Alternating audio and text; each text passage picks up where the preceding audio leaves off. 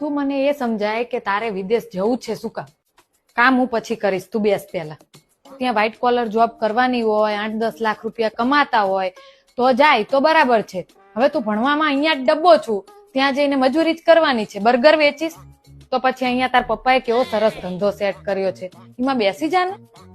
ત્યાં ગયા હોય ને એને પૂછજે, બધું કામ જાતે કરવાનું, ઘરના કામ, રસોઈ પણ જાતે કરવાની. અહીં તે ક્યારેય પાપડ પણ જાતે નથી શેક્યો. તારાથી ત્યાં ના થાય, રહેવા દે. તે ભલે ફટાકડા વધારે ફોડ્યા હોય પણ મેં દિવાળી વધારે જોઈ છે. ત્યાં જઈને મજૂરી કરવી તો અહીંયા કરવામાં શું વાંધો છે તને? ત્યાં જઈને તું માંડ 2-3 લાખ રૂપિયા કમાય તો ત્યાં ખર્ચો થઈ જાય તો કઈ વધે નહીં. અને મહેશભાઈ નો છોકરો ગયા મહિને જ પાછો આવ્યો. એન પપ્પાને કેટલા પેટ્રોલ પંપ ચાલે છે, પણ આવરી ભાઈબંધના વાદે ઉપડ્યો તો ફોરેન. પણ અહીંયા લાડકોટમાં કેવો ઉછરેલો, ના કરી શક્યો મજૂરી, આયો પાછો.